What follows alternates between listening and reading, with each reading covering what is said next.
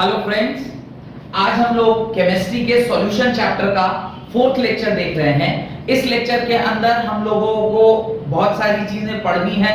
कुछ चीजें मैं थोड़ी सी रिवाइज करा देता हूं आपको। लास्ट लेक्चर में हम लोगों ने क्या पढ़ा था? लास्ट लेक्चर में हम लोगों ने कंसंट्रेशन टर्म्स पढ़े थे, स्पेशली 3 प्रकार के टर्म्स जो मुझे ध्यान आ रहे हैं। जैसे हम लोगों ने मोल फ्रैक्शन पढ़ा हुआ है, उसके बाद हमने मोलालिटी पढ़ा था, उसके बाद हमने मोलारिटी पढ़ा था, और इन तीनों के ऊपर न्यूमेरिकल भी लास्ट लेक्चर में हमने देखा था। आज की क्लास में हम लोगों को उसके आगे की पढ़ाई पढ़नी है।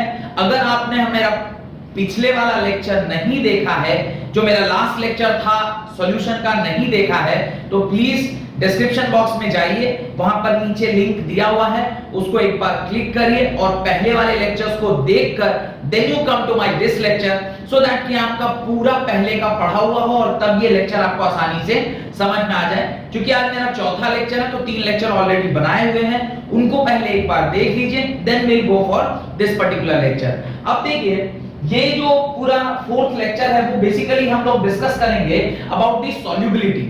सॉल्युबिलिटी क्या होता है, what is the definition of solubility, उसका मतलब क्या है। बिकॉज़ देखिए, सिर्फ सॉल्युबिलिटी का डेफिनेशन जानना और सॉल्युबिलिटी का मतलब क्या होता है, उसका जो क्रक्स है वो भी मुझे समझना बहुत जरूरी है, या मैं बोलूं तो प्रोसेस ऑफ सॉल्युबिलिटी है वो भी मेरे को समझना बहुत जरूरी है। तो सॉल्युबिलिटी हमें देखना है। देन स्पेसिफिकली आज की क्लास पूरी सिर्फ solubility of solids in liquid के ऊपर चलेगी, क्योंकि हमारे सिलेबस में मैंने जैसा आपको पहले भी बताया है कि हमें लिक्विड्स पे ज्यादा फोकस करना है। माने लिक्विड जो सॉल्वेंट है उससे जो सॉल्यूशन बन रहा है उसके ऊपर भी हमें ध्यान देना है, सिर्फ उसी के ऊपर हमें ध्यान देना है। अब उसमें 3 प्रकार के होंगे, एक तो सॉलिड लिक्विड में डिसॉल्व होगा, या फिर लिक्विड लिक्विड में डिसॉल्व होगा, या फिर गैसियस लिक्विड में डिसॉल्व होंगे।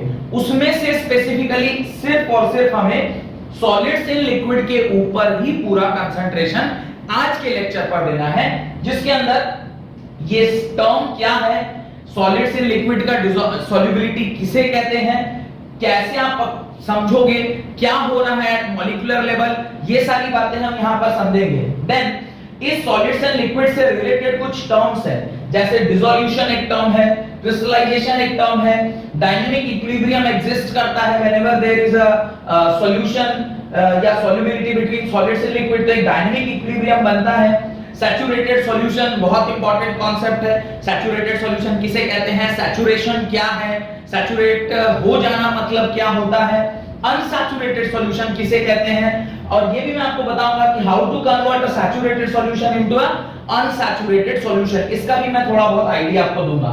एंड देन लास्टली हम लोगों को अपने लास्ट जो टॉपिक जो आज की क्लास में पढ़नी है वो ये है factor of solubility of solids in liquid. कौन-कौन से ऐसे फैक्टर हैं जो सॉलिड को जब हम लिक्विड में डिसॉल्व करते हैं तो उसके अंदर क्या-क्या फैक्टर, जिनके ऊपर ये पैरामीटर्स, जिनके ऊपर ये सॉलिड की सॉल्युबिलिटी डिपेंड करती है।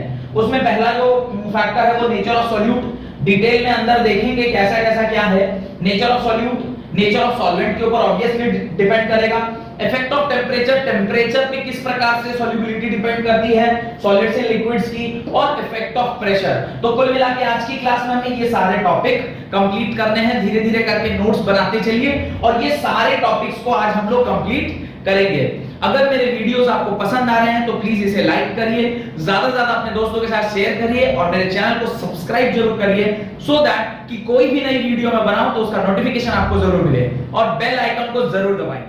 अब हम लोग जो हमारा पहला टॉपिक था दैट इज सॉल्युबिलिटी, उसके बारे में पढ़ते हैं। सबसे पहले आप क्या करिए, इसका डेफिनेशन लिखिए। Right, solubility of a substance is its maximum amount that can be dissolved in a specific amount of solvent at specific temperature।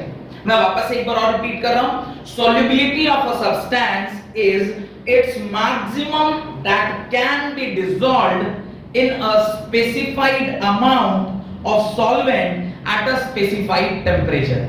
बहुत ध्यान से समझिएगा क्या कह रहा है वो, किसी भी चीज की solubility डिपेंड करती है कि आपने किसी कंटेनर के अंदर, अगर सपोज करिए ये आपने क्या ले रखा है, सॉल्वेंट ले रखा है। सॉल्वेंट में भी एनीथिंग, अगर आपने इसे क्या लिया हुआ है, सॉल्वेंट ले लिया है, तो कितना अमाउंट ऑफ सॉल्यूट आप इसके अंदर डिसॉल्व करा सकते हैं, डिसॉल्व करा सकते हैं, वो भी कितना, मैक्सिमम अमाउंट, मैक्सिमम कितना आप उस पर्टिकुलर सॉल्वेंट में सॉल्यूट को डिसॉल्व करा सकते हैं, that particular concept is known as solubility. कितना सॉल्वेंट को आप कितना सॉल्यूट को आप सॉल्वेंट में डिसॉल्व कर सकते हैं, उसका जो मैक्सिमम अमाउंट है, क्योंकि देखिए आप एक हद से ज्यादा उसको सॉल्यूट को सॉल्वेंट में डिसॉल्व नहीं कर सकते, ये ऑब्वियस है, बचपन से हम पढ़ते आ रहे हैं, लाइक 7, 8, 9 में भी हमने ये सब कुछ पढ़ा हुआ है कि अगर एक कप ऑफ पानी आप ले रहे हैं और उसके अंदर आपने चीनी डालना स्टार्ट किया, एक लिमिट है जहां तक चीनी उसमें डिसॉल्व किया जा सकता है, आफ्टर दैट वो सैचुरेटेड सॉल्यूशन में कन्वर्ट हो जाता है। मैंने आपको बताया कि हम लोग उसके बारे में और डिटेल में पढ़ेंगे, पर सैचुरेटेड सॉल्यूशन का डेफिनेशन आपको पहले से पता है, जूनियर क्लासेस में आपने इसे पढ़ रखा है कि जब फर्दर और कोई सॉल्यूट उसमें सॉल्वेंट में डिसॉल्व नहीं होता है, उस तरह के सॉल्यूशन को हम क्या बोलते हैं, सैचुरेटेड सॉल्यूशन बोलते हैं। तो solubility is the maximum amount of solute that can be dissolved in a particular solvent at a specified temperature। देखिए बहुत इंपॉर्टेंट है, टेम्परेचर का टर्म बोला है, यानी टेम्परेचर कांस्टेंट होना चाहिए। जब आप ये काम कर रहे हैं और आप सॉल्युबिलिटी कैलकुलेट करना चाहते हैं, तो उस टाइम पे टेम्परेचर क्या होना चाहिए, कांस्टेंट होना चाहिए। अगर टेम्परेचर कांस्टेंट नहीं हुआ, then it will be difficult कि आप उसकी सॉल्युबिलिटी एक पर्टिकुलर टाइम पे कैलकुलेट कर सकें, क्योंकि जब हम लोग इफेक्ट पढ़ेंगे कि what are the factors on which solubility depends, उसमें एक पैरामीटर आता है temperature. If you will vary the temperature, the solubility will change. तो सॉल्युबिलिटी अगर नहीं चेंज कराना है तो टेम्परेचर क्या होना चाहिए, कांस्टेंट होना चाहिए, and then only you can measure कि कितना सॉल्यूट कितने सॉल्वेंट में डिसॉल्व हो रहा है। ठीक है, तो ये फोटो आप अपनी कॉपी में बना ले, don't write all this things, but ये वाली पार्ट को आप अपनी कॉपी में बना ले, सो दैट कि जब भी आप सॉल्युबिलिटी टर्म को देखेंगे तो आपको ध्यान आएगा कि what is solubility, the amount of solute dissolved in a particular solvent, that to कितना, maximum amount of solute that can be dissolved in a solution is known as solubility. अब एक बहुत इंपॉर्टेंट बात कि सॉल्युबिलिटी किन-किन factors के ऊपर depend करती है, तो आप लिखें solubility depends upon 4 major factors। Solubility depends upon 4 major factors। What are that major factors? मैं आपको बताता हूं what are that major factors। सबसे पहला जो फैक्टर है वो क्या है, nature of solute। सबसे पहला फैक्टर है वो नेचर ऑफ सॉल्यूट के ऊपर डिपेंड करता है कि सॉल्यूट का नेचर कैसा है। सेकंड फैक्टर जिसके ऊपर सॉल्युबिलिटी डिपेंड करती है वो है नेचर ऑफ सॉल्वेंट, जिस चीज में वो मिल रहा है उसका नेचर भी बहुत ज्यादा इंपॉर्टेंट होता है। तीसरा इस टेम्परेचर, टेम्परेचर क्यों, क्योंकि मैंने अभी थोड़ी देर पहले आपसे बताया कि अगर टेम्परेचर को हम वैरी करते हैं देन वो सॉल्युबिलिटी उसकी क्या कर जाएगी, चेंज कर जाएगी।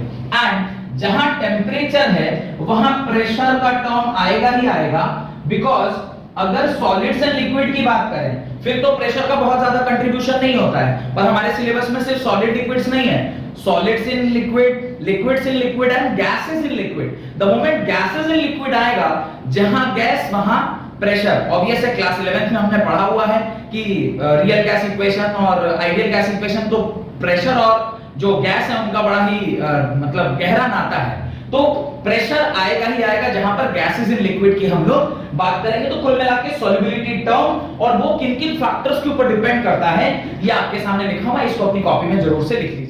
अब जो हमारा नेक्स्ट टॉपिक था वो था solubility of solids in liquids. तो सबसे पहले आप इसका डेफिनेशन लिख लें, what is solubility of solids in liquid, how we define it, and then we try to understand कि अब सॉलिड जब लिक्विड में डिसॉल्व करता है तो क्या किस तरीके से ये इंटरमॉलिक्यूलर लेवल पे ये सारा कुछ हो रहा है, right.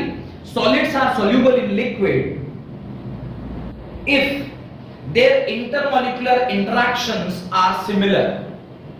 Solids are soluble in liquid if their intermolecular interaction are similar। Intermolecular interactions are similar को आप अंडरलाइन कर लीजिए। We'll get to this point very shortly। उसके बाद आप पैराग्राफ चेंज करें and write the solubility of solid in liquid at any temperature is defined as the solubility of solids in liquid at any temperature is defined as the maximum amount of solid, that is solute, in gram which can be dissolved in 100 gram of solvent, that is liquid, to form a saturated solution at a particular temperature. मैं वापस एक बार definition repeat करता हूं. The solubility of a solid in liquid at a particular temperature is defined as the maximum amount of solid या solute in gram which can be dissolved in 100 grams of solvent या liquid to form a saturated solution at a particular temperature. जब कभी भी हम solution बनाने की बात करते हैं तो उस सॉल्यूशन में दो ही चीजें होती हैं. एक तो होता है सॉल्यूट और दूसरा होता है सॉल्वेंट. सॉल्यूट कितना डिसॉल्व करेगा इन 100 gram of solvent in order to make this particular solution, a saturated solution. A saturated solution मतलब 100 ग्राम सॉल्वेंट में कितना ग्राम सॉल्यूट मिलाया जाए so that कि सैचुरेटेड सॉल्यूशन फॉर्म कर जाए.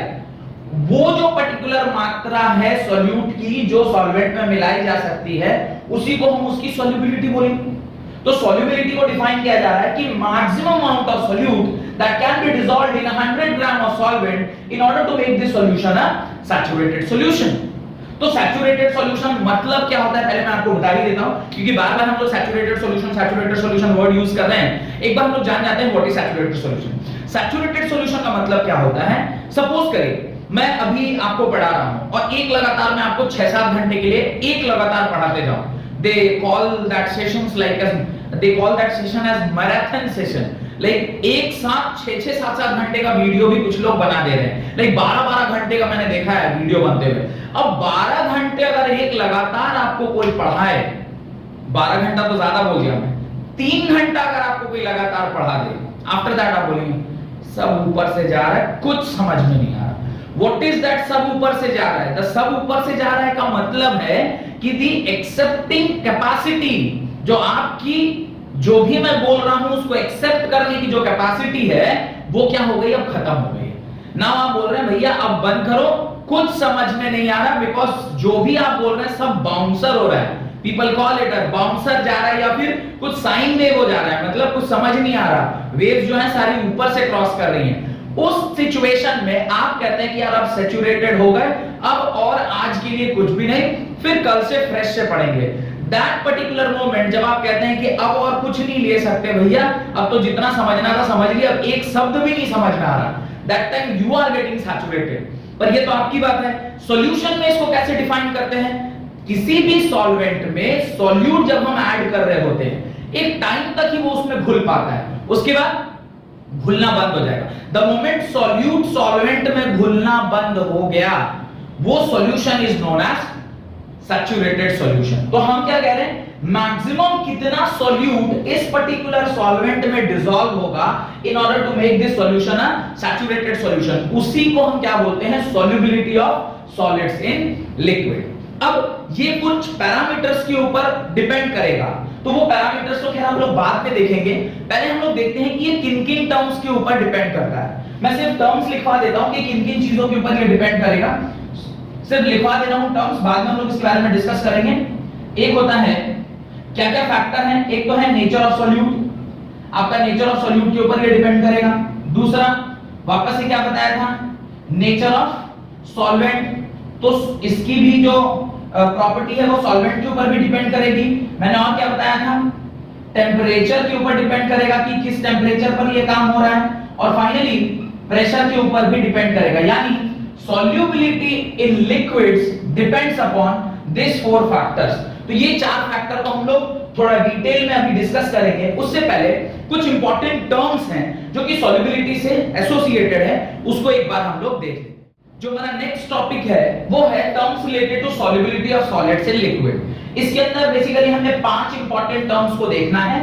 पहला है डिसोल्यूशन, दूसरा है क्रिस्टलाइजेशन, तीसरा है डायनेमिक इक्विलिब्रियम, चौथा है सैचुरेटेड सॉल्यूशन एंड पांचवा है अनसैचुरेटेड सॉल्यूशन। एक एक करके हम लोग इसको देखते हैं। सबसे पहले will read about dissolution. What is dissolution? पहले लिखें डिसोल्यूशन का डेफिनेशन लिखें। When a solid solute is added to the solvent, some solute dissolves and its concentration increases. When a solid solute is added to the solvent, some solute dissolves and its concentration increases in the solution. This process is known as dissolution. इस process को हम क्या बोलते हैं? Dissolution बोलते हैं। देखिए समझते हैं, बहुत आसान सा टर्म है। सपोज करिए ये हमारा कंटेनर है जिस कंटेनर में हम सॉल्यूशन बनाना चाहते हैं। अब जब आप ये सॉल्यूशन बना रहे हैं किसी भी कंटेनर में, तो इसको आपने पहले से बताया था, मैंने इसे क्या कहा था? This is solvent. इसके अंदर आप क्या ऐड करोगे? सॉल्यूट को ऐड करोगे। क्योंकि हमारा जो टॉपिक है वो है सॉलिड को हम किस में डिसॉल्व करना है? लिक्विड में। तो सॉल्वेंट के अंदर हम सॉल्यूट डालेंगे। यहाँ पे सॉल्यूट कैसा होगा? सॉलिड नेचर का होगा और सॉल्वेंट कैसा है? लिक्विड नेचर का।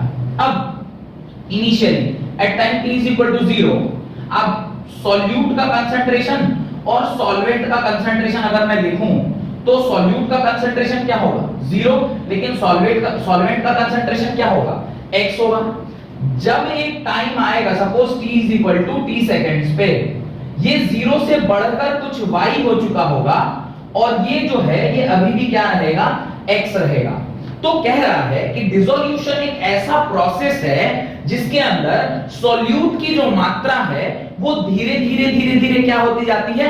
इंक्रीज करती जाती है। एक बार डेफिनेशन को ध्यान से देखिए। When a solid solute is added to the solvent, some solute dissolves and its concentration increases. तो आप उसके कंसंट्रेशन को क्या कर रहे हैं? इंक्रीज कर रहे हैं। ऑब्वियस है। सपोज करिए मैं यहाँ पानी है, पानी में चीनी डाल रहा हूँ, तो चीनी को डालूंगा तो क्या होगा? चीनी की मात्रा बढ़ती जाएगी। आप जितना ज्यादा चीनी डालोगे उतना ज्यादा वो मीठा होता जाएगा। तो ये जो सॉल्यूट का कंसंट्रेशन है वो धीरे धीरे जो बढ़ रहा है, this process is only known as dissolution. आप डिसोल्यूशन करते जाएंगे, कंसंट्रेशन ऑफ सॉल्यूट बढ़ता जाता है। डिसोल्यूशन करते जाएंगे, कंसंट्रेशन ऑफ सॉल्यूट बढ़ता जाता है और सॉल्यूशन में कंसंट्रेशन ऑफ सॉल्यूट का बढ़ना ही डिसोल्यूशन प्रोसेस का प्रतीक है या सिंबल है। तो डिसोल्यूशन मेरे ख्याल से आपको समझ में आ गया कि कंसंट्रेशन ऑफ सॉल्यूट जब बढ़ते जाता है, कब? जब solute gets added into solvent, this process is known as dissolution. तो डिसोल्यूशन काफी आसान सा टर्म है। होप कि आपको ये समझ में आ गया होगा। नेक्स्ट लिखिए क्रिस्टलाइजेशन। सेकंड जो इंपॉर्टेंट टर्म है दैट इज क्रिस्टलाइजेशन। तो क्रिस्टलाइजेशन का भी डेफिनेशन लिख लीजिए। हाँ, ये फोटो जरूर बना लीजिएगा अपने डिसोल्यूशन टॉपिक, ये जो डेफिनेशन लिखा है उसके नीचे जरूर बना लीजिएगा, in order to make yourself understand कि क्या कंडीशन है और किस प्रकार से टाइम के बढ़ने से कंसंट्रेशन इंक्रीज कर रही है। मैं ऐसा लिख सकता हूं, आप जानते ही हैं y is greater than 0। y जो है क्या कंडीशन होना चाहिए? ग्रेटर देन 0 होना चाहिए, कि सॉल्यूट की मात्रा बढ़ती जानी चाहिए। ठीक है, तो इसको अपनी कॉपी में जरूर बना लीजिएगा ठीक डिसोल्यूशन के नीचे। Now right crystallisation. क्रिस्टलाइजेशन क्या है? द वर्ड क्रिस्टलाइजेशन खुद ही बता रहा है क्रिस्टल्स का फॉर्मेशन। आपने सॉलिड स्टेट चैप्टर ऑलरेडी पढ़ लिया है। सॉलिड स्टेट चैप्टर पढ़ने के बाद आपको क्या समझ में आ रहा है? क्रिस्टल फॉर्म होना चाहिए। क्रिस्टल फॉर्म मतलब क्रिस्टलाइन स्ट्रक्चर या सॉलिड स्ट्रक्चर या मैं बोलूं लैटिस फॉर्म होना चाहिए। तो ये क्रिस्टलाइजेशन प्रोसेस मतलब सॉलिड में उस लिक्विड का सॉलिड में परिवर्तन होना। डेफिनेशन लिखिए। some solute particle in solution, some solute particles in solution combine with each other and get separated out of solution. This process is known as crystallization. समझने का कोशिश करिएगा। क्रिस्टलाइजेशन काफी एक आसान सा टर्म है। होता क्या है? सपोज करिए ये आपका वापस से बना रहा हूं, ये क्या है? ये आपका कंटेनर है जिसके अंदर this time this is what? This is solution, this is solution. और सॉल्यूशन जब भी मैं बोल रहा हूं तो वो किन किन चीजों का मिश्रण है? एक तो उसमें सॉल्यूट प्रेजेंट है और दूसरा सॉल्वेंट प्रेजेंट है। और स्पेसिफिकली जब मैं इसकी बात कर रहा हूं तो यहाँ पे सॉल्यूट कैसा है? सॉलिड नेचर का है, और लिक्विड जो आपका सॉल्वेंट है वो लिक्विड नेचर का है। अभी सपोज करिए मैंने इसके अंदर सॉल्यूट को डिसॉल्व किया, अभी इसको सॉल्यूट को डिसॉल्व किया, तो सॉल्यूट के पार्टिकल्स इसमें होंगे प्रेजेंट। ये कुछ सॉल्यूट के पार्टिकल्स हैं। सॉल्यूट के पार्टिकल्स अभी डिसोसिएटेड फॉर्म में होंगे। डिसोसिएटेड फॉर्म मतलब वो ऑलरेडी लिक्विड का फॉर्म ले चुका होगा, यानी उसमें कंप्लीटली क्या हो गया होगा? डिसॉल्व हो गया होगा। अगर ये इसमें कंप्लीटली डिसॉल्व हो गया है तो सॉल्यूशन की प्रॉपर्टी होती है कि जब कोई सॉल्यूट सॉल्वेंट में डिसॉल्व कर जाए और वो अगर एक ट्रू सॉल्यूशन है तो उसके पार्टिकल्स को आप देख नहीं सकते हैं। लेकिन अगर कुछ ऐसा हो जाए कि कुछ पार्टिकल्स, ये सपोज करिए इसके पास आके यहां पहुंच गया, ये भी इधर आ गया यहां पहुंच गया, ये भी इधर आ गया यहां पहुंच गया, ये भी इधर आके यहां पहुंच गया। अब अगर ये धीरे-धीरे एक्यूमुलेट करने लग जाए, मतलब कंबाइन करने लग जाए, तो थोड़ा इसका साइज क्या हो जाएगा? बड़ा हो जाएगा। और जब ये थोड़ा साइज इसका बड़ा होगा मुझे वो क्लियरली दिखने लगेगा। द मोमेंट ये दिखने लगेगा मतलब it is no more in solution phase, it is recombine करके किस फेज में आ गया? वापस से सॉलिड फेज में आ गया। ये जो रिकंबिनेशन प्रोसेस है, सॉल्यूशन में से सॉल्यूट का हट जाना या सॉल्यूशन में से सॉल्यूट का क्रिस्टल फॉर्म में प्रेजेंस हो जाना या क्रिस्टल स्ट्रक्चर में प्रेजेंट हो जाना, इसी प्रोसेस को हम क्या बोलते हैं? क्रिस्टलाइजेशन बोलते हैं। क्रिस्टलाइजेशन मतलब वंस आपने सॉल्यूट को सॉल्वेंट में मिलाया, मिलाने के बाद वो एक सॉल्यूशन बन गया। अगर बाय चांस ऐसा हो जाए कि जो डिसॉल्व्ड सॉल्यूट है वो वापस से क्या करने लग जाए? कंबाइन होने लग जाए, तो वो किस में कन्वर्ट हो जाएगा? क्रिस्टल में कन्वर्ट हो जाएगा। और ये जो प्रोसेस है जिसमें जो डिसॉल्व्ड पार्टिकल थे वो कंबाइन करके क्रिस्टल स्ट्रक्चर बना ले, तो उसको क्या बोलते हैं? क्रिस्टलाइजेशन बोलते हैं, यानी सॉलिड फॉर्मेशन। मतलब कहने का जो चीज इसके अंदर डिसॉल्व हुई है वो वापस से रिकंबाइन करके फिर से सॉलिड में कन्वर्ट हो सकता है। हो सकता नहीं है, होता है। क्यों होता है? एक बड़ा ही इंपॉर्टेंट टर्म बताऊंगा आपको, जो कि आपका तीसरा टर्म है, दैट इज डायनामिक इक्विलिब्रियम। किसी भी दुनिया में जो सॉल्यूशन फॉर्म हो रहा है वो ऑलवेज सॉल्यूशन और सॉल्यूट प्लस सॉल्वेंट का जो कॉम्बिनेशन है वो ऑलवेज रिवर्सिबल होता है। यानी जिस रेट से सॉल्यूट और सॉल्वेंट सॉल्यूशन बनाते हैं उसी रेट से सॉल्यूशन डिसोसिएट करके सॉल्यूट और सॉल्वेंट बना रहा होता है। खैर वो भी हम लोग थर्ड डेफिनेशन लिखने के बाद समझेंगे। फिलहाल आपको क्रिस्टलाइजेशन क्या होता है ये समझ में आ गया होगा। The formation of crystal in a particular solution when solute gets recombination, when solute gets recombined, वापस से वो recombine करके और क्या बना लेता है? क्रिस्टल स्ट्रक्चर बना लेता है। that process is known as crystallization। तो क्रिस्टलाइजेशन भी हो गया होगा। उसके नीचे अगर ये संभव है, थोड़ा सा यहाँ पर आपको छोटा डायग्राम बनाना है जहां पर कि दिखाना है कि ये सारे जो छोटे छोटे पार्टिकल्स थे वो क्या कर रहे हैं? कंबाइन कर रहे हैं। कंबाइन करके एक बड़ा सा पार्टिकल बना है। इसका फोटो, इस पिक्चर को, इस डायग्राम को आप इस लाइन के अंदर में बना लीजिए। इसको आप अपनी कॉपी में बना लीजिए। एंड देन थर्ड जो हमारा कॉन्सेप्ट है दैट इज डायनामिक इक्विलिब्रियम का, वो लिखें अपनी कॉपी में, राइट? डायनामिक इक्विलिब्रियम, पहले डेफिनेशन लिख लेते हैं डायनामिक इक्विलिब्रियम का, फिर उसको हम लोग क्या करेंगे? समझ लेंगे, right? It is the condition when number of solute particles going into the solution is equal to the solute particles separating out, that is dissolution and crystallization process occurring at same rate. Dissolution and crystallization process occurring at same rate. मैं वापस एक बार definition repeat कर देता हूं। It is the condition when the number of solute particle going into the solution is equal to the solute particle separating out, that is dissolution and crystallization process occurring at same rate. Such a type of equilibrium established between solvent, solute and solution is known as dynamic equilibrium. Such a type of equilibrium established between solute, solvent and solution is known as dynamic equilibrium. आप देखें बहुत ही सरल सा ये भी concept है, वो भी आपको तुरंत से समझ में आ जाएगा। क्या है कॉन्सेप्ट?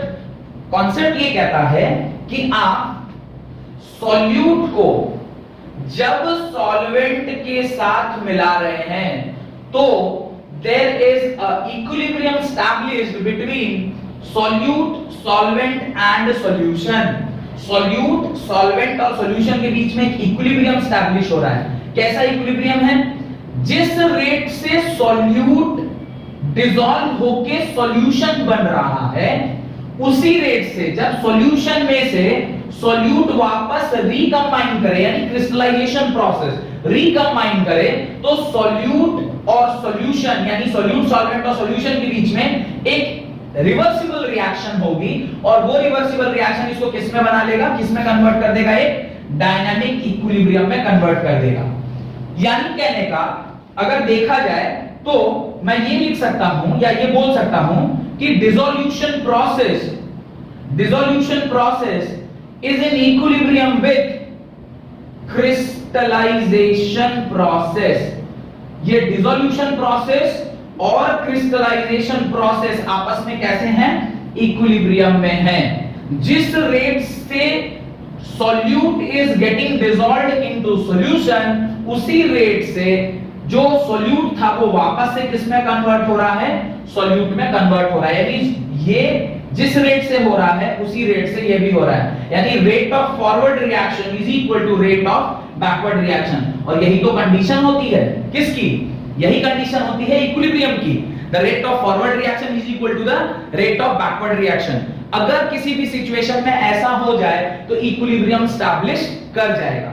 अब ये जो इक्विलिब्रियम स्टैब्लिश होता है, इसने उसको बोला dynamic equilibrium. Why it is called as dynamic? The word dynamic यहां इसलिए लगाया गया क्योंकि बाहर से अगर आप देखोगे ना तो आपको कुछ पता नहीं चलेगा। अगर एक बार इक्विलिब्रियम स्टैब्लिश हो गया है तो बाहर से आपको लगेगा कि रिएक्शन रुक चुकी है, लेकिन अगर आप इंटरमॉलिक्यूलर लेवल पे यानी मॉलिक्यूलर लेवल पे या फिर माइक्रोस्कोपिक लेवल पे जाके चेक करेंगे तो आप 100% कह सकते हैं कि इन डिसोसिएशन प्रोसेस अभी भी चल रहा होता है और क्रिस्टलाइजेशन प्रोसेस अभी भी चल रहा होता है। क्योंकि वो रेट जिस पे ये कार्यक्रम हो रहा है वो सेम है, इसलिए बाहर से देखने वाले को पता नहीं चलता कि जो सॉल्यूट के पार्टिकल्स टूट भी रहे हैं और क्रिस्टलाइजेशन प्रोसेस हो रहा है, मतलब सॉल्यूट के पार्टिकल रिकंबाइन भी कर रहे हैं। क्यों? क्योंकि जिस रेट से सॉल्यूट के पार्टिकल टूट रहे हैं उसी रेट से अगर सॉल्यूट के पार्टिकल जुट रहे हैं तो बाहर से देखने वाले को कभी पता नहीं चलेगा कि ये सॉल्यूट फर्दर उसमें डिसॉल्व हुआ और वो सॉल्यूट फर्दर वापस से सॉलिड सॉल्यूट में या क्रिस्टलाइन स्टेट में चेंज हो गया। ये बाहर वाले को कभी पता नहीं चलता। इसी स्टेट को हम इक्विलिब्रियम बोलते हैं। This state is only known as equilibrium state. उसके नीचे एक बहुत इंपॉर्टेंट पॉइंट नोट डाल करके लिखिए, at this stage the concentration of solute is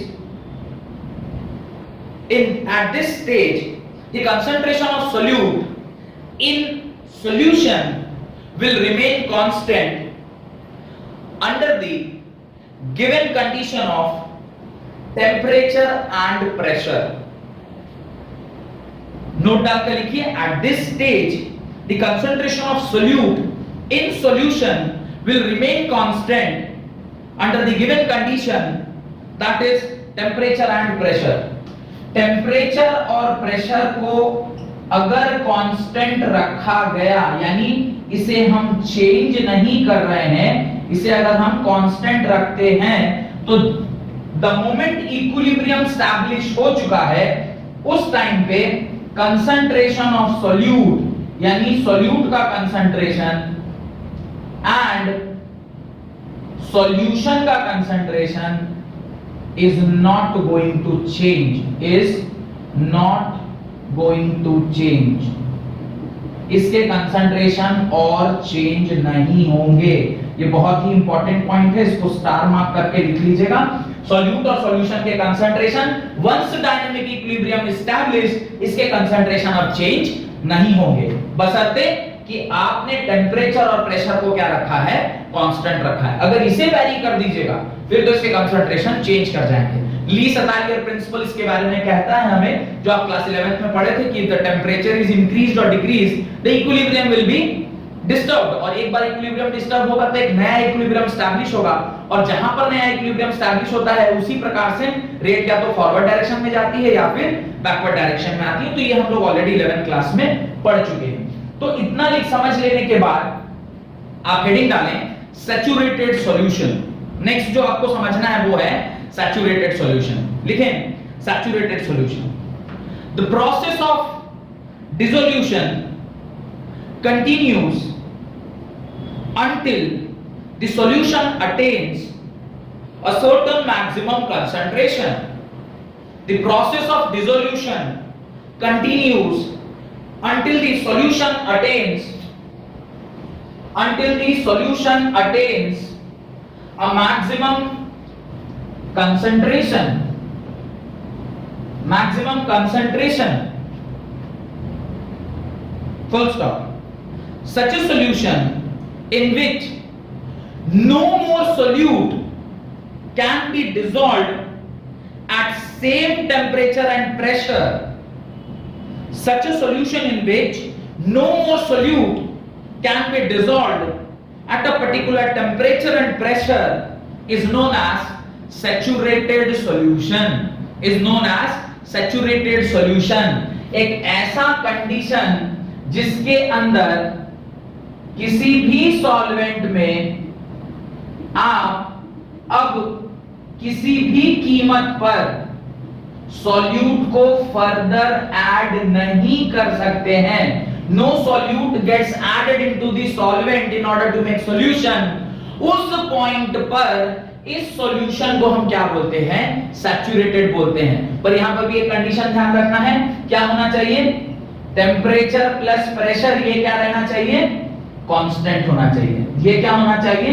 constant होना चाहिए। यानी टेम्परेचर और प्रेशर अगर कांस्टेंट है तो वो पॉइंट जिस पे सॉल्यूट जितना डिसॉल्व होने वाला था वो इसमें डिसॉल्व हो चुका है। No further solute can be added, और मैक्सिमम जो इसमें डिसॉल्व होना था वो हो गया। इसका कंसंट्रेशन जो मैक्सिमम होना था वो हो चुका। उस टाइम पे जो सॉल्यूशन आपको मिलता है जिसमें हम फर्दर सॉल्यूट ऐड नहीं कर सकते हैं उसी को हम क्या बोलते हैं? सैचुरेटेड सॉल्यूशन बोलते हैं। इस टाइम पे इसका जो कंसंट्रेशन होता है वो क्या होता है? मैक्सिमम होता है, और आप नो फर्दर एडिशन, आप सैचुरेटेड सॉल्यूशन होगा तो इसमें आप किसी भी कीमत पे फर्दर एडिशन ऑफ सॉल्यूट नहीं कर सकते हैं। यू कैन नॉट ऐड, आप फर्दर सॉल्यूट को ऐड नहीं कर सकते हैं। पर कंडीशन ध्यान रखना है, कब? जब टेम्परेचर और प्रेशर क्या हो? कांस्टेंट हो। उस कंडीशन, उस टाइम जो सॉल्यूशन आपको मिलता है, उस टाइम पे जो सॉल्यूशन आपको मिलता है उसी को क्या बोलते हैं? सैचुरेटेड सॉल्यूशन बोलते हैं। उसी टाइम पे जो सॉल्यूशन होता है उसको सैचुरेटेड सॉल्यूशन बोलते हैं। एक छोटी सी लाइन नोट डालकर उसके नीचे लिखें। अच्छा, ये जरूर डायग्राम बना लीजिएगा सो दैट कि आपको समझ में आए। और जो मैंने लिखा है ना वहां पे कि no further addition of solute, diagrammatically diagram बनाने से क्या होता है ना कि एक पिक्चर हमारे दिमाग में बन जाती है कि ऐसा कुछ हो रहा है। तो क्या है, जब आप एग्जाम में बैठे होते हैं या कोई चीज रिकॉल कर रहे होते हैं तो हो सकता है स्टेटमेंट आपको न भी ध्यान हो, पर जो कॉपी आप बार-बार पढ़ेंगे तो वहां पे अगर आप वो डायग्राम बना हुआ है और वो डायग्राम आपको रिकॉल होता है तो देयर इज अ पॉसिबिलिटी कि आप वापस से डेफिनेशन खुद से भी लिख पाएं। इसलिए मैं बोलता हूं कि हर कोई जो कॉन्सेप्ट मैं सिखा रहा हूं उसके बाद एक डायग्राम जरूर बोल रहा हूं बनाने के लिए, ताकि अगर एग्जाम में आप भूल भी जाएं तो वो डायग्राम आपको रिकॉल कराने में मदद करेगा। एक नोट डालकर वहां बात लिखिए, in a saturated solution a dynamic equilibrium gets established between the process of dissolution and crystallization. In saturated solution, a dynamic equilibrium gets established between the process of dissolution and crystallization. देखिए, solute में जब हम solute को जब हम solvent में डालते हैं और हमारा सॉल्यूशन फॉर्म हो रहा होता है, अब हमारा सॉल्यूशन फॉर्म हो रहा होता है, उस टाइम पे सॉल्यूट जब सॉल्यूशन में कन्वर्ट हो रहा है तो वो प्रोसेस को क्या बोलते हैं? डिसोल्यूशन बोलते हैं। और जब सॉल्यूशन वापस से सॉल्यूट में कन्वर्ट हो रहा है तो उसको क्या बोलते हैं? क्रिस्टलाइजेशन बोलते हैं। That process is known as crystallisation.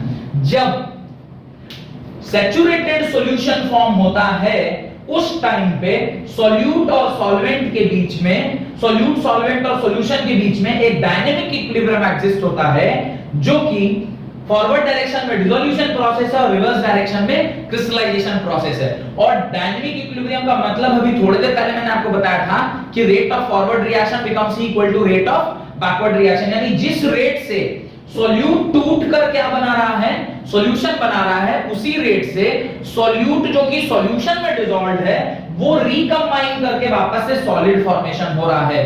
तो recombination is known as crystallisation and breaking of solute into solution या स्मॉलर पार्टिकल्स ऑफ सॉल्यूशन, इसको हम क्या बोलते हैं, डिसोल्यूशन बोलते हैं। तो ये जो प्रोसेस है वो एट सैचुरेटेड सॉल्यूशन, ये कब है, एट सैचुरेटेड सॉल्यूशन, जब हमारा सॉल्यूशन कैसा हो, सैचुरेटेड सॉल्यूशन हो, उस पर ये कंडीशन वैलिड रहता है। ठीक है, एक जो लास्ट वाला जो आपका डेफिनेशन है या जो टर्म है उसको हम लोग डिफाइन करते हैं, राइट। अनसैचुरेटेड सॉल्यूशन लिखें, N unsaturated solution is one in which more solute can be dissolved without changing the pressure and temperature. एक बार वापस से बोल रहा हूं, unsaturated solution is one in which more solute can be added without changing the temperature and pressure। जब तक saturation नहीं आ रहा है तब तक जब आप solute को उसमें ऐड करते जाते हैं और वो solution फॉर्म होता रहता है, उस पर्टिकुलर सिचुएशन पे उस पे unsaturated बोलते हैं। और the moment further addition बंद हो जाता है उसको क्या बोलते हैं, saturated solution बोलते हैं। होप कि यहां तक का जो सारा कॉन्सेप्ट है सॉलिड से लिक्विड के डिसॉल्व होने का और उससे रिलेटेड जो टर्म है वो आपको समझ में आ रहे हैं। अगर मेरी वीडियोस आपको पसंद आ रहे हैं तो प्लीज जरूर से लाइक करिए, शेयर करिए और सब्सक्राइब करिए हमारे चैनल को, ताकि कोई भी नई वीडियो मैं डालूं तो वो आप तक पहुंच सके। देखते हैं आगे के टॉपिक्स को। Direction of dependence, direction of dependence मतलब किसके बढ़ने से क्या घट जाएगा, किसके घटने से क्या बढ़ेगा and so on, that type of relation, उसको डायरेक्शनल रिलेशनशिप कहते हैं। जो आप लोग पढ़े हुए हैं कि डायरेक्टली प्रोपोर्शनल होता है, इनवर्सली प्रोपोर्शनल है, वो सारी बातें हम लोग यहां पर चेक करेंगे कि फैक्टर किन किन चीजों के ऊपर डिपेंड करेगा। बहुत ही आसान सा कॉन्सेप्ट है, एग्जाम में क्वेश्चन भी इसके ऊपर पूछता है कि क्या क्या फैक्टर है, और कुछ फैक्टर्स को आपको कहेगा कि बताइए, उसको समझाइए भी, तो समझाने वाला काम भी आप बड़ी आसानी से कर लेंगे। इसके अंदर बेसिकली हमने तीन फैक्टर, ऐसे तो मैंने आपको बताया था सॉल्युबिलिटी चार फैक्टर के ऊपर डिपेंड करता है। एक है nature of solvent, nature of solute, temperature and pressure, पर मैंने फर्स्ट पॉइंट पे ही nature of solvent and solute लिख दिया है। उसका एक रीजन है लिखने का, एक लाइन आपको ध्यान रखनी है, एक लाइन आपको ध्यान रखनी है, that is like dissolves like, like dissolves like। What is like dissolves like समझते हैं, बहुत ही इंपॉर्टेंट लाइन है, कई जगहों पर यूज होता है और इसका बेसिकली कई सारे एग्जांपल भी है जो हमारी नजर में है, जिसको हम लोग बता सकते हैं, जो कि हम लोग डे टू डे लाइफ में देखते भी हैं। पहले तो समझते हैं लाइक डिसॉल्व लाइक क्या है। अब देखिए दो ही चीज हैं, एक तो सॉल्वेंट है, दूसरा सॉल्यूट है। अब सॉल्वेंट और सॉल्यूट का कुछ नेचर होगा, नेचर क्या होगा, अब या तो सॉल्वेंट मेरा पोलर नेचर का होगा तो सॉल्यूट भी कैसा होगा, पोलर नेचर का। और अगर मेरा सॉल्वेंट नॉन पोलर नेचर का होगा तो मेरा सॉल्यूट भी कैसा होना चाहिए, नॉन पोलर नेचर का होना चाहिए। इसका क्या मतलब है समझिए, कह रहा है कि अगर मेरा सॉल्यूट पोलर है, यानी सॉल्यूट पोलर नेचर का है, तो वो सिर्फ वैसे ही लिक्विड में डिसॉल्व होगा या वैसे ही सॉल्वेंट में डिसॉल्व होगा जो कि कैसा है, पोलर है। यानी like dissolves like, polar nature का सॉल्यूट पोलर नेचर के सॉल्वेंट में ही डिसॉल्व होता है। जैसे एक एग्जांपल देखते हैं, आप देखिए HCl, HCl एक पोलर मॉलिक्यूल है या नॉन पोलर मॉलिक्यूल है, आप बताइए, पोलर है कि नॉन पोलर है। इसका मैंने डिटेल में आपको क्लास 11th में ये सब आप पढ़े होंगे, जहां पर आप पोलैरिटी किसी भी मॉलिक्यूल का डिफाइन करते हैं। पोलैरिटी डिफाइन होती है in terms of electronegativity, electronegativity जिसकी ज्यादा और कम, अगर किसी एक ही मॉलिक्यूल में एक ऐसा एटम है जिसकी इलेक्ट्रोनेगेटिविटी ज्यादा है और एक दूसरा मॉलिक्यूल है या दूसरा एटम है जिसका इलेक्ट्रोनेगेटिविटी कम है, तो जो इलेक्ट्रोनेगेटिव ज्यादा इलेक्ट्रोनेगेटिव वाला जो एटम होता है वो generally shared pair of electron को अपनी ओर खींच के रखता है। अगर ये ज्यादा देर तक electron shared pair of electron को अपने पास रखेगा तो इसके ऊपर कौन सा चार्ज आएगा, डेल माइनस, और इसके ऊपर कौन सा चार्ज होगा, डेल प्लस। तो ये पोलर हुआ या नॉन पोलर हुआ, मेरे हिसाब से तो ये पोलर हुआ। Why it is polar, because यहाँ पे पोलैरिटी डेवलप कर रही है। क्या डेवलप हो रही है, पोलैरिटी डेवलप हो रही है। पोलैरिटी का डेवलप होना मतलब एक तरफ पॉजिटिव चार्ज, एक तरफ नेगेटिव चार्ज। ऐसा कोई सॉल्यूट जिसमें पोलैरिटी डेवलप हो जाए। और एक एग्जांपल देखिए, NaCl is also one of the example, Na+ and Cl-, यहां पर भी क्या डेवलप हो रहा है, पोलैरिटी डेवलप हो रही है। तो ऐसा कोई भी सॉल्यूट जिसमें पोलैरिटी डेवलप कर जाए वो उसी तरह के सॉल्वेंट में डिसॉल्व होगा जिसमें पोलैरिटी डेवलप होती है। अब देखिए, मैं देखता हूं कुछ पोलर सॉल्वेंट के एग्जांपल देने की कोशिश करता हूं। ये सारे तो सॉल्यूट के एग्जांपल हो गए, ये सारे सॉल्यूट के एग्जांपल हो गए। मैं पोलर सॉल्वेंट की एग्जांपल देता हूं आपको। सपोज करिए वाटर। वाटर एक इस तरह का स्ट्रक्चर है, ये शेयर्ड पेयर ऑफ इलेक्ट्रॉन इधर भी और शेयर्ड पेयर ऑफ इलेक्ट्रॉन इधर भी। ये ज्यादातर इसके पास रहेगा because electronegativity of oxygen is more than the electronegativity of hydrogen. इसके ऊपर कौन सा चार्ज डेवलप होगा, डेल प्लस। इसके ऊपर कौन सा, डेल प्लस, और इसके ऊपर 2 डेल माइनस। तो ये भी क्या है, एक पोलर मॉलिक्यूल है या नॉन पोलर मॉलिक्यूल है। दिस इज आल्सो पोलर, यानी NaCl को आप पानी में आसानी से डिसॉल्व कर सकते हैं, HCl को आप आसानी से पानी में डिसॉल्व कर सकते हैं। इसी का मतलब होता है लाइक डिसॉल्व लाइक, मतलब polar solute gets dissolved into polar solvent. Similarly कुछ मॉलिक्यूल ऐसे होते हैं जो कि नॉन पोलर नेचर के होते हैं। नॉन पोलर नेचर का एक आध एग्जांपल मैं देता हूं। जैसे सॉल्वेंट अगर नॉन पोलर हो, मैं एक एग्जांपल देता हूं आपको नॉन पोलर का। नॉन पोलर का एक एग्जांपल देता हूं। नॉन पोलर का एक एग्जांपल है बेंजीन। बेंजीन जो हमारा रिंग होता है वो प्योरली नॉन पोलर होता है, उसमें कोई इलेक्ट्रोनेगेटिव डिफरेंस नहीं होता है। तो ये एक पोलर सॉल्वेंट है। इसमें कोई भी, जैसे नेप्थलीन, ये एक नेप्थलीन बॉल है। आप जानते हैं what is naphthalene. Naphthalene balls वो बॉल्स होते हैं जो आप लोग अलमीरा वगैरह में कपड़ों के बीच में डालते हैं। ये नेप्थलीन भी एक नॉन पोलर सॉल्यूट है। उसको अगर बेंजीन जैसे सॉल्वेंट में, जो कि एक नॉन पोलर सॉल्वेंट है, उसमें अगर हम डालेंगे तो वो आसानी से मिल जाएगा। लेकिन इसी नेप्थलीन को अगर हम पानी में डालेंगे वो वहां डिसॉल्व नहीं करेगा। जनरली देखा गया है कि हाइड्रोकार्बन्स जो होते हैं वो नॉन पोलर नेचर के होते हैं, और नॉन पोलर चीज को अगर आप किसी पोलर चीज में डालिएगा तो वो नहीं मिलता है। इसका एक एग्जांपल हम लोग डे टू डे लाइफ में भी देखते हैं। आप देखिए, किसी भी ऑयल को जब पानी के साथ आप मिला रहे हैं तो oil and pani can not mix. The reason is कि वो नॉन पोलर नेचर का है और आप उसको पोलर नेचर में मिलाने की कोशिश कर रहे हैं, इसलिए वहां पे एक इमिसिबल लिक्विड फॉर्म होता है। इमिसिबिलिटी, उसके अंदर एक प्रॉपर्टी डेवलप हो जाती है। तो सबसे ज्यादा इंपॉर्टेंट जो टॉपिक प्रॉपर्टी है वो क्या है, लाइक डिसॉल्व्स लाइक। मतलब अगर सॉल्यूट आपका पोलर है तो सॉल्वेंट भी कैसा होना चाहिए, पोलर होना चाहिए। अगर सॉल्यूट आपका नॉन पोलर है तो सॉल्वेंट भी कैसा होना चाहिए, नॉन पोलर टाइप का होना चाहिए। ऐसे ही polar solvent, polar solute polar solvent में डिसॉल्व होता है, और non polar solute non polar solvent में डिसॉल्व होता है। इसी को हम लाइक डिसॉल्व लाइक बोलते हैं। और nature of solvent and solute का क्या इंपॉर्टेंस है, अगर मेरा सॉल्यूट पोलर नेचर का है तो सॉल्वेंट अगर मैं उसमें सॉल्युबिलिटी उसकी ज्यादा चाहता हूं, आई वांट कि उसकी सॉल्युबिलिटी ज्यादा हो, तो मेरे को सॉल्वेंट कैसा लेना चाहिए,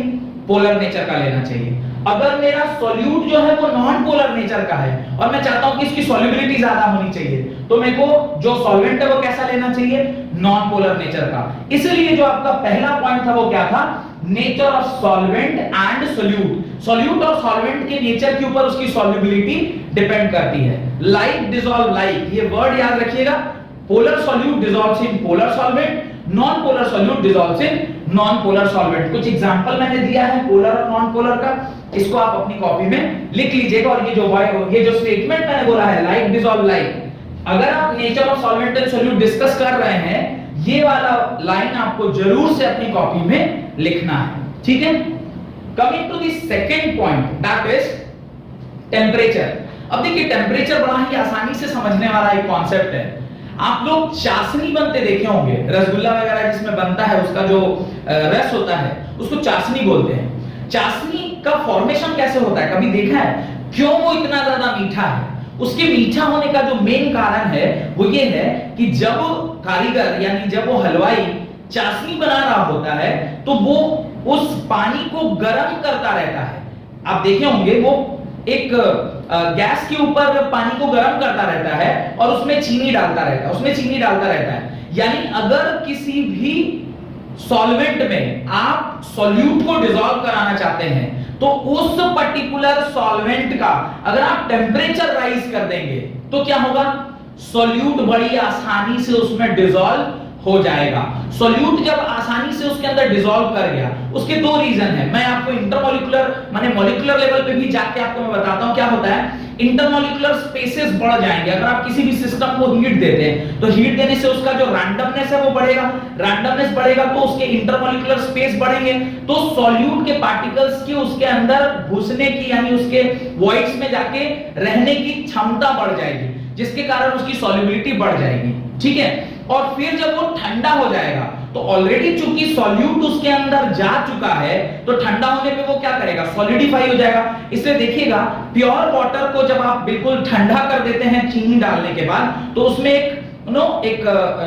एक सेमी लिक्विड टाइप का या सेमी सॉलिड टाइप का आपको एक फीलिंग आएगा। तो वो जब सिचुएशन राइज कर जाता है तो फिर हलवाई समझ जाता है कि अब इसके अंदर फर्दर एडिशन संभव नहीं है। They have their own way of understanding कि कब वो सैचुरेट कर गया, ठीक है। तो मुझे ये समझ में आ रहा है कि अगर किसी सॉल्वेंट का टेम्परेचर बढ़ा दें तो उसमें सॉल्यूट फर्दर ऐड किया जा सकता है। ये बात समझ में आ गई। अब मेरे से अगर कोई क्वेश्चन पूछता है, can we convert a saturated solution into unsaturated solution. Saturated solution का मतलब क्या, where no further solute can be added। unsaturated का मतलब क्या, we can add solute to it। अब अगर मेरे को unsaturated solution को unsaturated solution में बदलना है, आप क्या करिए, उसको हीट दीजिए।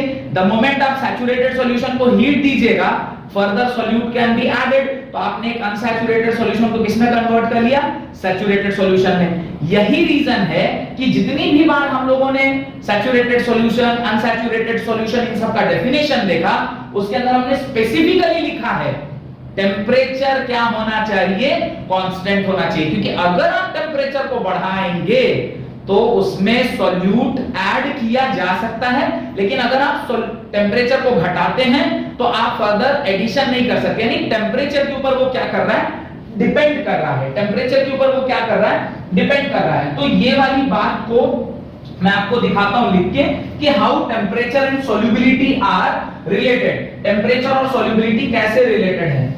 मैं अगर बोलूं तो solubility of solids in liquid is directly proportional to temperature, अगर आप टेम्परेचर बढ़ाते हैं तो उसकी सॉल्युबिलिटी बढ़ती है, और अगर आप उसके टेम्परेचर को कम करते हैं तो इसकी सॉल्युबिलिटी कम होती है। यानी ये डायरेक्ट रिलेशनशिप क्या कर रहा है, शो कर रहा है। ये कैसा रिलेशनशिप शो कर रहा है, डायरेक्ट रिलेशनशिप। तो ये चीज आपको क्या रखना है, ध्यान रखना है। टेम्परेचर का रिलेशनशिप सॉल्युबिलिटी के साथ क्या है, अगर आप टेम्परेचर को बढ़ाएंगे तो सॉल्युबिलिटी बढ़ेगी, अगर आप टेम्परेचर को घटाएंगे तो सॉल्युबिलिटी घटेगी।